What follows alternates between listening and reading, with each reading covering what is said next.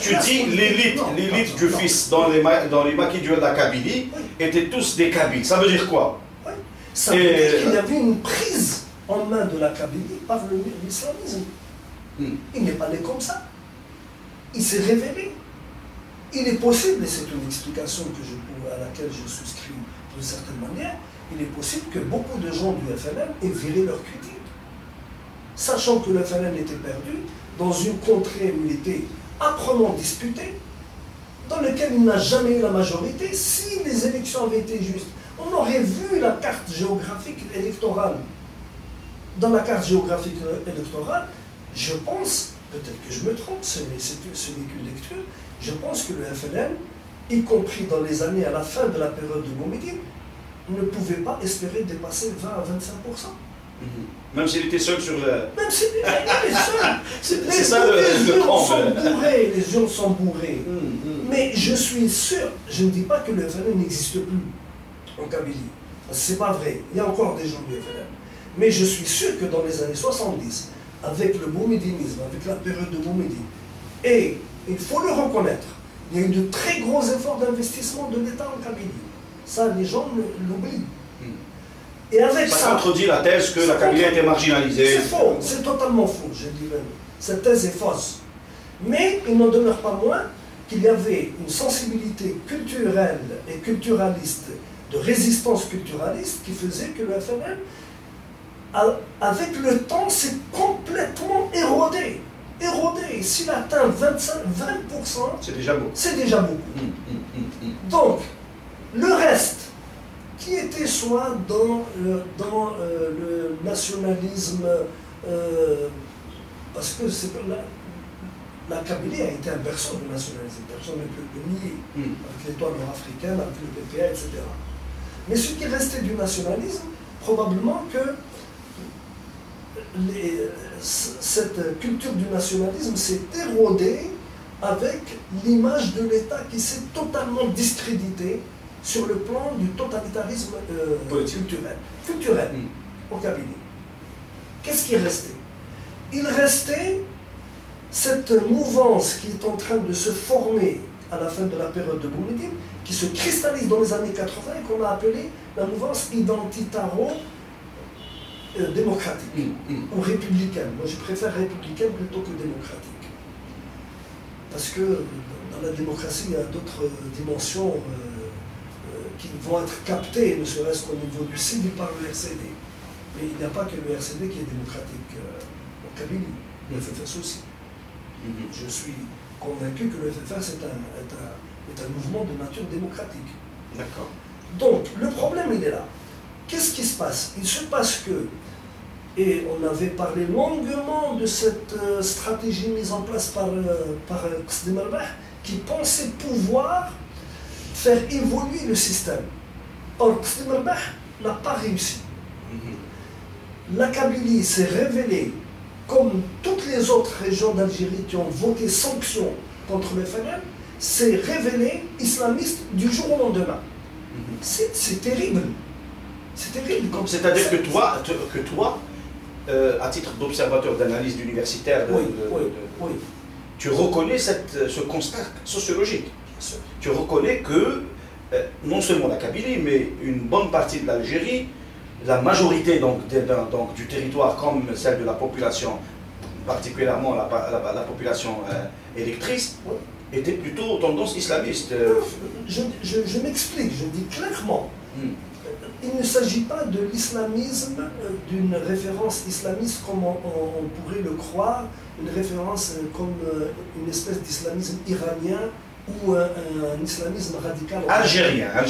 Non, c'est un islamisme sanction du FLN. Ça, c'est une belle interprétation. Mais dans la réalité sociologique, est-ce que l'Algérie de l'époque, c'est-à-dire l'Algérie de 90 jusqu'à 92, et je ne parlerai pas de la période suivante parce qu'on va en discuter. Est-ce que globalement, bien sûr qu'il y a des partis démocratiques, bien sûr qu'il y a des républicains, bien sûr qu'il y a des élites universitaires qui combattaient le fils, etc. Il y avait une certaine classe qui s'opposait au fils, etc. Il y avait peut-être une certaine élite au sein de l'armée. Bon, ça c'est des réalités. Mais majoritairement les gens, la société, islamisé à la fille, c'est-à-dire non. Les gens sont devenus comment ça, non? Non, bien sûr que non. Bien sûr que non. Mais c'était le principal agent d'islamisation de la politique entre guillemets de l'Algérie, ça a été le régime de Boumediene. C'est le régime de Boumediene qui a arabisé et islamisé culturellement, idéologiquement et politiquement l'Algérie. Mais ça veut dire quoi? Ça veut dire quoi? Mais pourquoi à l'époque de Boumediene il n'y avait aucun mouvement? Aucun, alors là aucun, à part quelques petits détails comme ça qui ne valaient pas grand-chose. Pourquoi il n'y avait aucun mouvement de nature islamiste? C'est-à-dire pourquoi il n'y a pas eu des Ali Ben Haj, des Bassem Madani, etc. J'en passe de 65 à 78. C'est cette période qu'on peut considérer comme une période d'incubation. C'est à ce moment-là qu'ils naissent, que la mouvance naît, que j'allais dire, la semence va prendre. Mais elle prend avec les séminaires de la pensée islamique, elle prend avec un certain... Mais c'est pas suffisant tout ça. On a constaté dans l'analyse sociologique du fils... Ça a travaillé parce que... C'est léger tout ça. C'est pas léger. C'est pas léger parce que... Quel a été le résultat? Et c'est lié à la période. On le comprend mieux dans la période des 6 mois. Et j'y reviens. Pourquoi c'est lié? Parce que, contrairement à ce qu'on a beaucoup dit, la période de Boumediene n'a pas été une période de politisation de la société, ça a été une période de politisation des appareils idéologiques de l'État. Et une dépolitisation profonde de la société. Qu'est-ce qui restait? Il restait que, si tu voulais faire de la politique, si tu voulais t'exprimer dans le cadre de la politique, c'est comme l'article 129. Tu dois être dans les structures. Le FLN ou les organisations de masse dépendantes du FLN, la JFLN comprise. En dehors de ça, ça n'existe pas, rien n'existe. Tout le reste était dans l'opposition, tout le reste était inconnu ou était complètement méconnu et non reconnu. Ça, c'est ça. Mais qu'est-ce qui était reconnu et entretenu par l'État parallèlement au FLN? Ce sont toutes ces gesticulations en direction des tendances islamistes en formation, et je donne l'exemple précis de ces séminaires qui n'ont pas été... Non, mais parce que je vois... Non, parce qu'il faut être précis. Laisse-moi finir mon argument. Ces séminaires n'étaient pas à l'adresse de la population algérienne, même si on les présentait à la télé. Ces séminaires regroupaient un certain nombre de gens qui étaient formés dans des instituts qui s'appellent et qui s'appellent toujours les instituts d'études islamiques. C'est Boumediene qui les a créés. Ce n'est pas Cheikh Ibn Jid, ce n'est pas Khalid Nizam, ce n'est pas l'Arabe Ibn Khair. C'est Boumediene. Même si le promoteur qui les a plus ou moins dynamisés, encadrés, etc., est un homme sur lequel on n'a rien à dire. C'est Mouled Qasem et Ibn Qasem. Donc, à ce moment-là, qu'est-ce qui se passe? Il se passe que nous avons un système culturaliste bicéphale sur lequel repose l'État algérien. Un système bicéphale qui donne une apparence d'ouverture républicaine, démocratique, au sens où ce n'est pas la démocratie des droits de l'homme, c'est la démocratie des droits des peuples, dans lequel l'Algérie s'est impliquée pratiquement depuis la conférence d'Alger, la conférence des non-alignés. On a confondu, on a réduit la démocratie à la démocratie populaire. Dont le socle, c'est les droits des peuples à disposer d'eux-mêmes. Or, les droits des peuples à disposer d'eux-mêmes, c'était vrai en dehors de l'Algérie. Le peuple algérien n'avait pas le droit de disposer de lui-même. Mais on se battait en Algérie, on organisait des conférences internationales, on faisait manger les invités, on les trimballait, on les recevait pour se battre pour la démocratie au Congo, la démocratie en Ouganda, la démocratie je ne sais pas où, en Guinée-Bissau, alors que l'Algérie n'était pas un pays démocratique.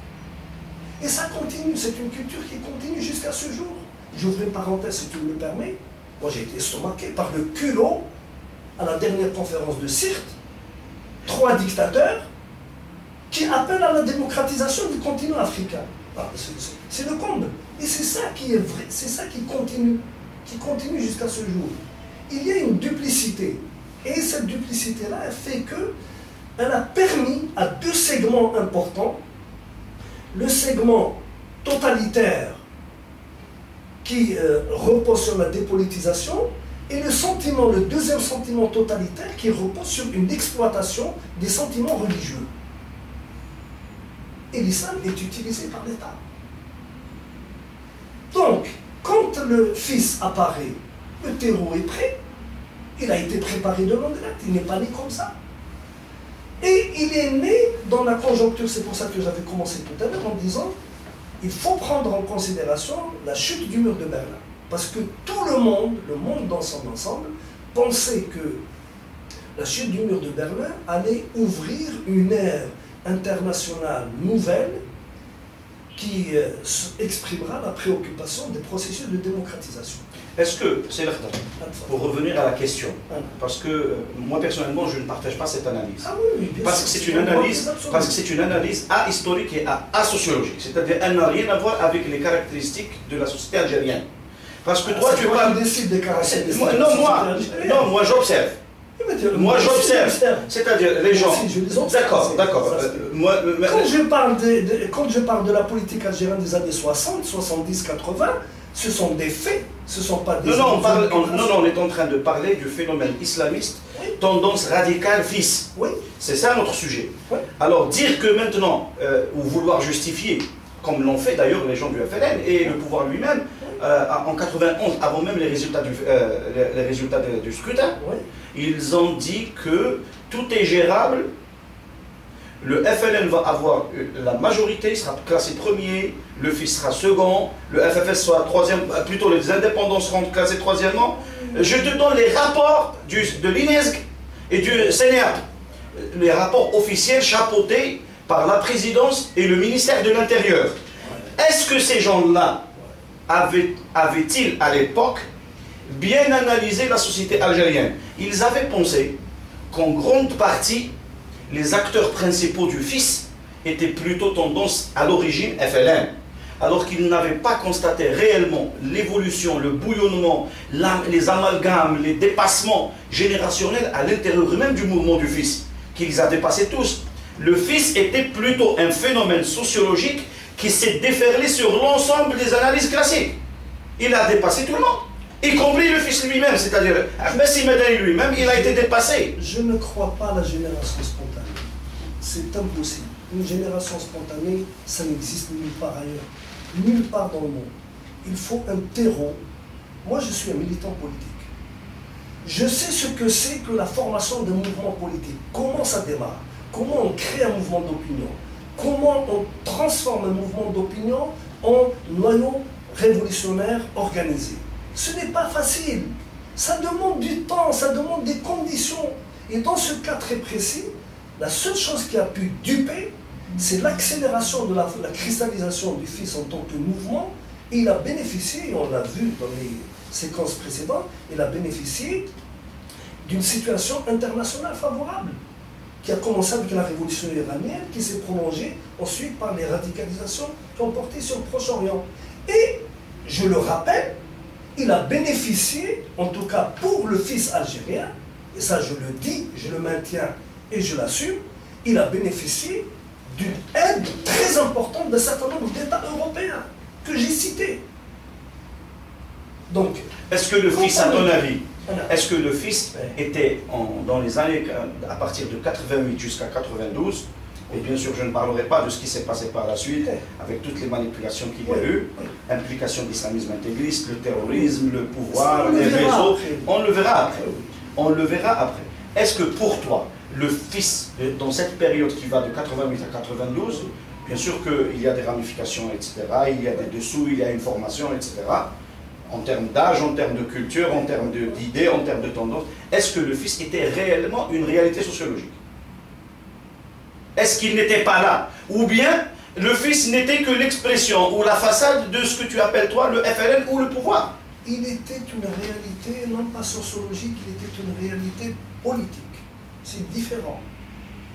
Parce que, à l'époque, la seule forme radicale d'opposition au FLN a été captée par ce mouvement qu'on a appelé le Fils. et dans lequel se sont engouffrés beaucoup de sous-mouvements d'obédience plus ou moins islamisante. Donc, ça va des mouvements les plus modérés jusqu'aux mouvements les plus radicaux. Les mouvements modérés jusqu'aux plus radicaux, non militarisés. On va voir que même le fils dans cette forme-là va être dépassé par la suite, par la radicalisation qui ouvre à l'action militaire et qui ouvre à la manipulation à ce moment-là, parce que bon, on aura beaucoup de choses à dire. Oui. Bien sûr. Et cette militarisation ne me dit pas aussi que c'est quelque chose, une génération spontanée. Parce qu'on a été chercher dans les geôles ou dans quelques coins perdus un certain nombre de gens qui étaient mouillés jusqu'au cou et dont on a fait des chefs militaires, des chefs de guerre.